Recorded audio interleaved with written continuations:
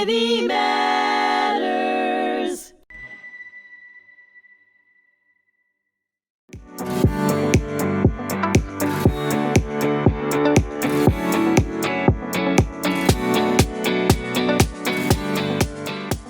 Hello, and thank you for joining me today.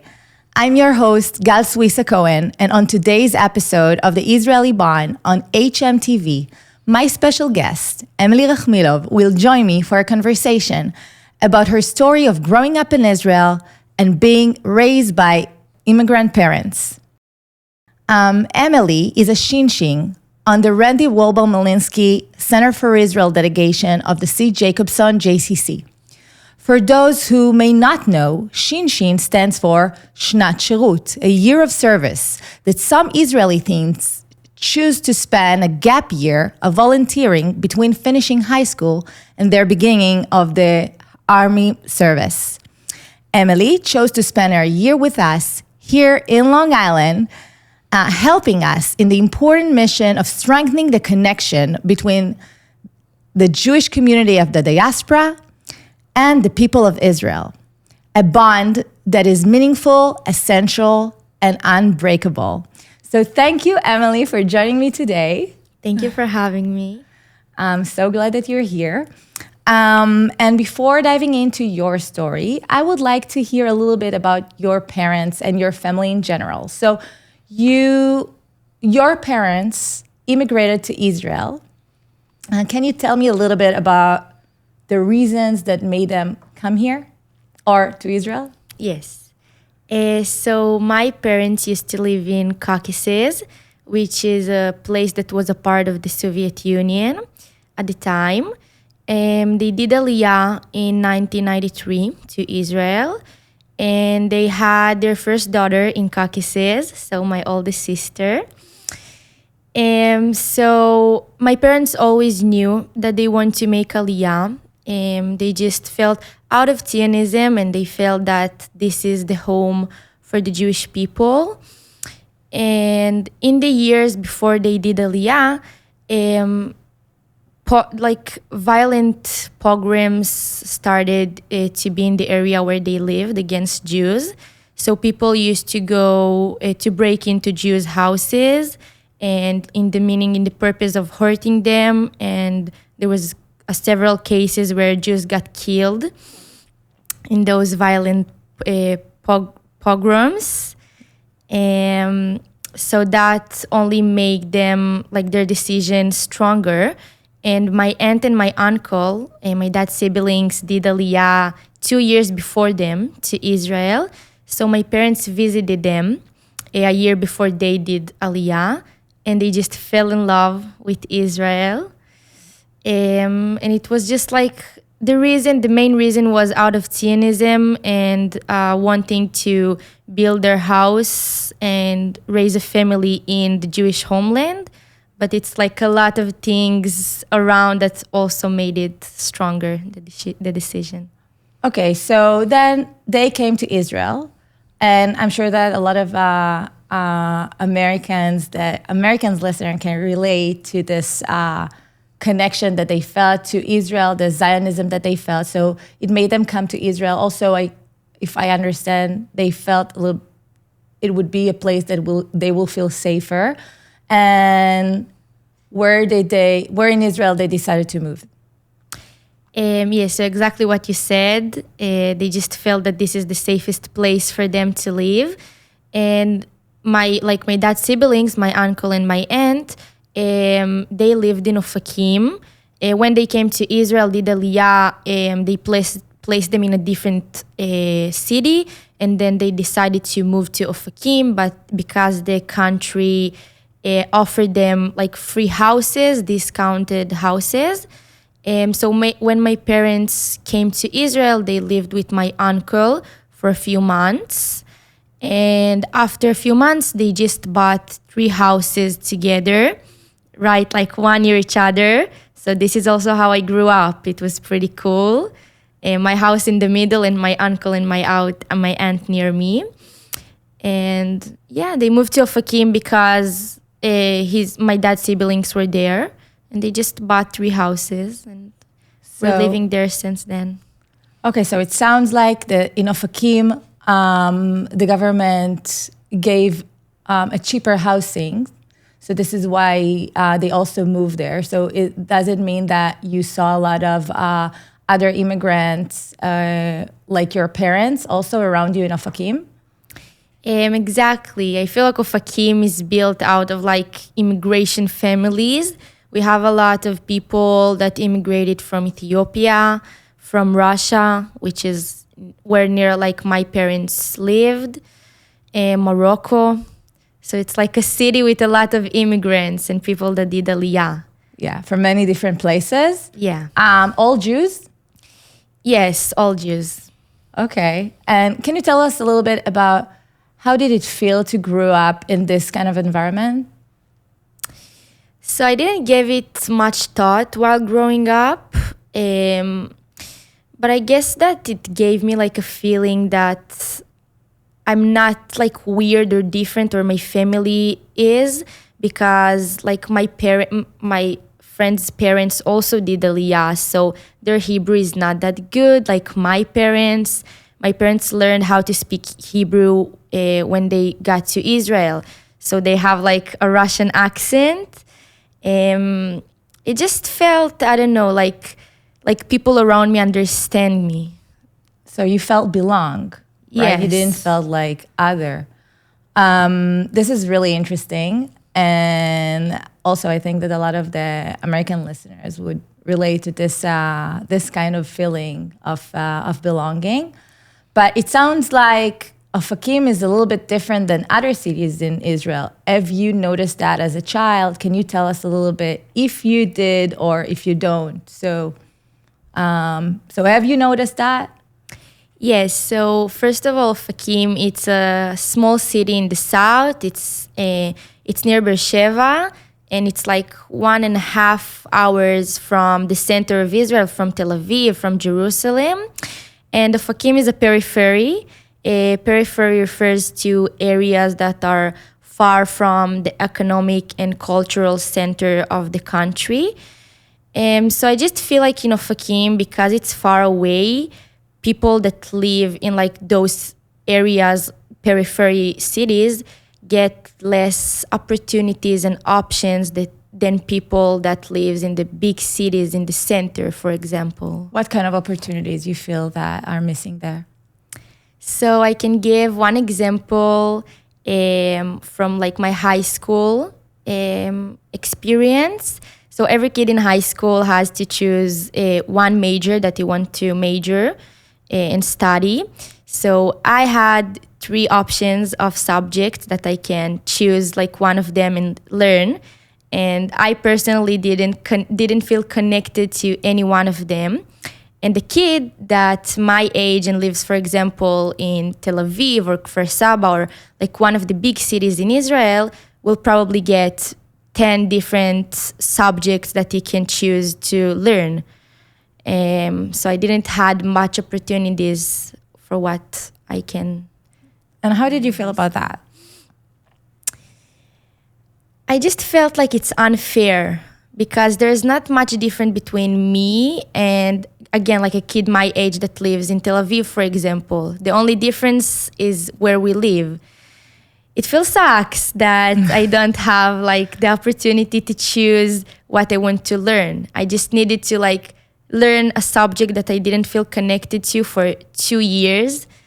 And like I said, it sucks. What did you learn?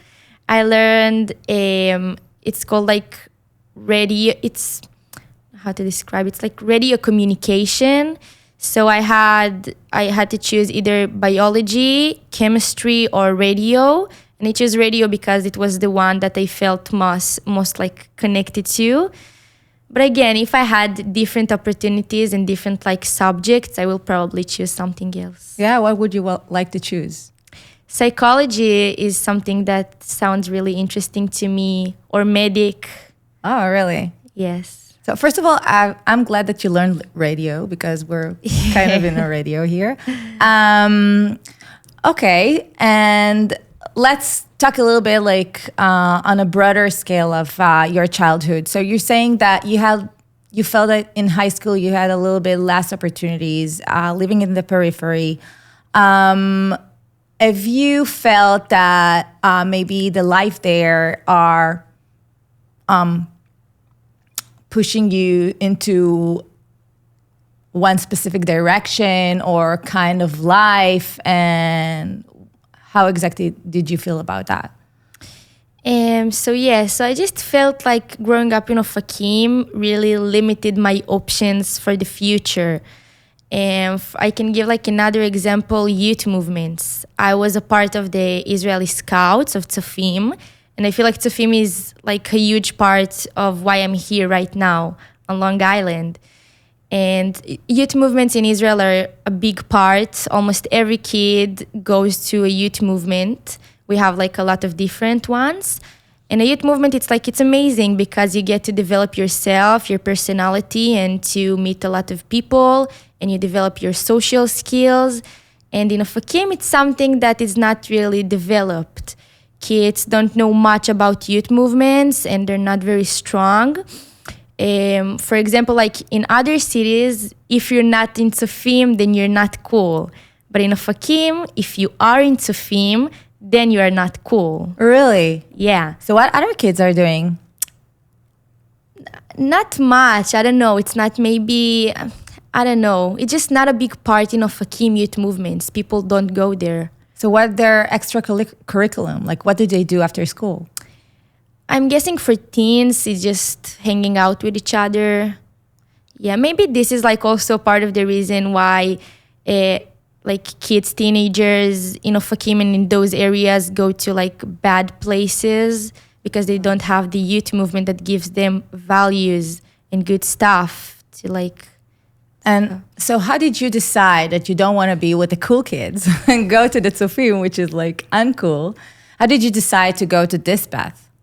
So I always heard about Tzofim from social media. Oh, just a moment. Yeah. Tzofim, just for our American listeners, Tzofim is scouts. This is the Hebrew word for scouts, so this is why we use that, but we'll continue with scouts. Okay. So I always heard about the scouts from social media, and it was something that was in my mind.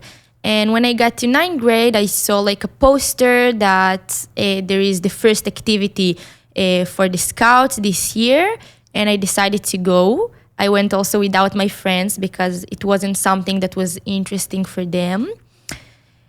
And I don't know, I just like fell in love with the place. I decided to stay there. I love the activities.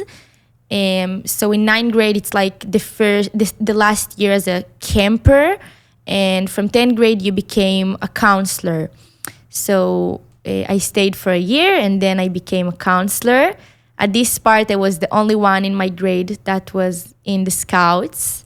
Wow. Yes. And I just fell in love with being a counselor. And this is like a history since then. I was a counselor for 3 years. First, that sounds amazing, and I'm so glad that you did it because we talked before, and I know that this joining to the Scouts opened a lot of different opportunities for you, delegations abroad. Can you tell us a little bit about that? Yes. So at the end of my 10th year in high school, I went from the Scouts to a delegation in South Korea. It was a delegation. It was 2 weeks. And it was kids from all around the country that were a part of the Scouts. And they went there by myself. I did like a test to get accepted, and I got accepted. And it was like Scouts from the whole world. It was really cool. It's called a Jamboree, International Jamboree. And I was in a group with 30 more kids, Arabs and Jews. I didn't know any one of them. And I was just like thrown into the sea. It was a hard experience, an interesting experience. And this is like also how I learned to develop how I developed my social skills. So I can say about myself that especially before I joined the Scouts, I was really shy. I didn't know how to talk in front of people, or especially not how to be a counselor.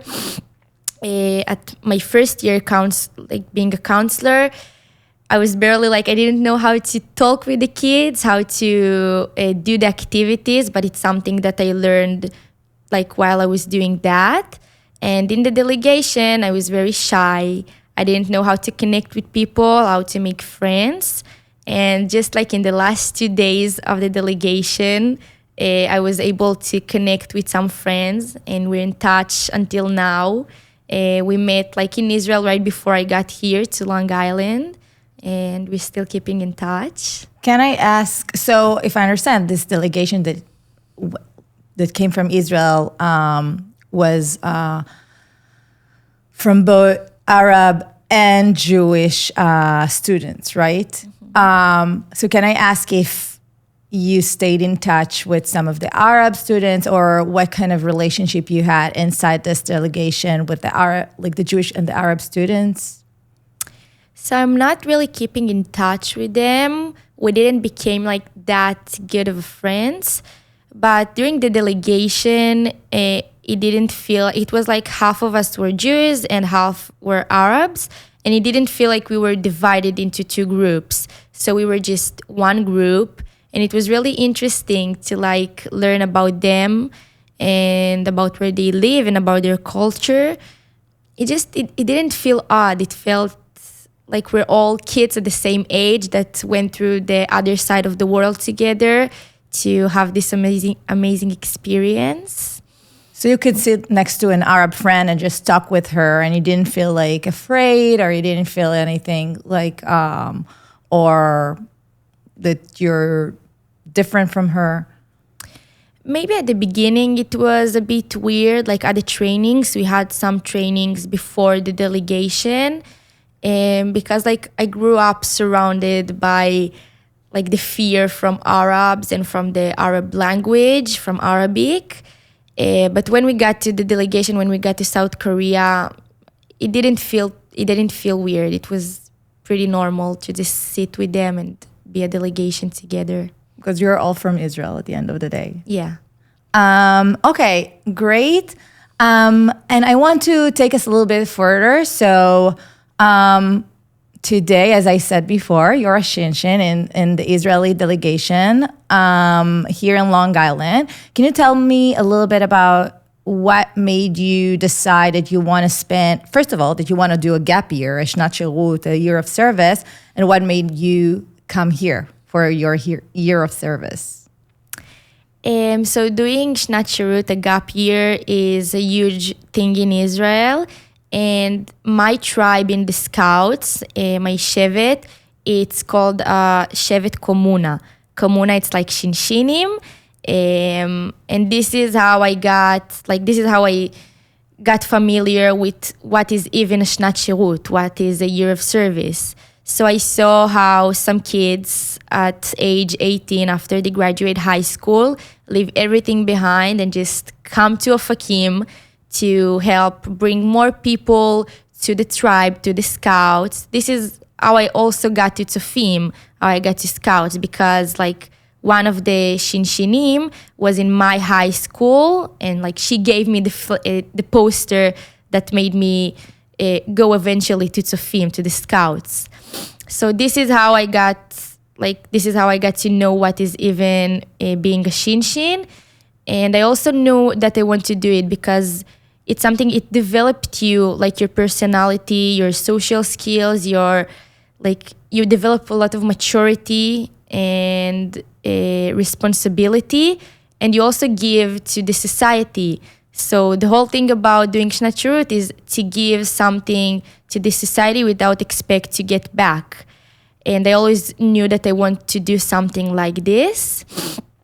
And at the end of my 11th grade in high school, I went to another delegation from the Scouts, and I went to be a counselor at a Jewish summer camp in Oregon for 2.5 months. And this is how my world opened up to the Jews in the diaspora and the Jews living abroad, and especially in USA, because this is where I was located in the summer camp.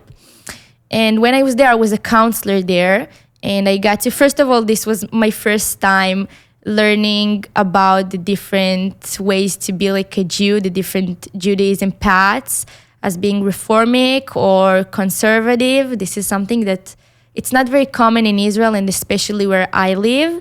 My city is pretty like Orthodox, so I didn't even heard about the word reform or conservative before. And it was weird for me, but this is like also when I realized that the connection is not there. I didn't consider, I never thought about the Jews living abroad and about their lives and about the different ways to be a Jew. And I also saw how they're not connected to Israel. They do know what is Israel, and they are Jewish, but nothing more than that. They don't know anything about the Israeli culture, and they don't feel connected to Israel.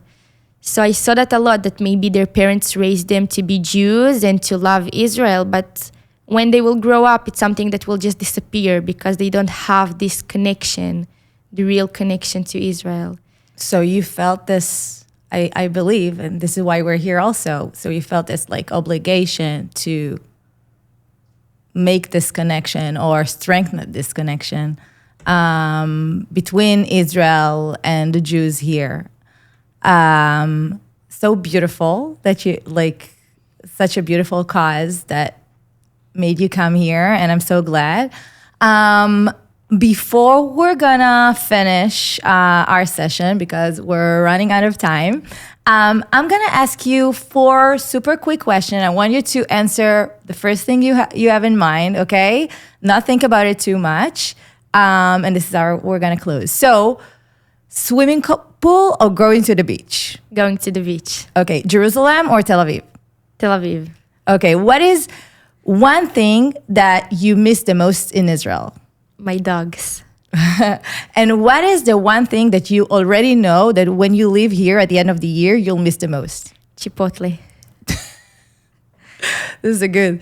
Okay, thank you so much, Emily. And if you like to learn more about the Randy Wolba-Malinsky Center for Israel at the Sid Jacobson JCC, or to discover opportunities to collaborate with us, feel free to contact us at rcfi director@sjjcc.org.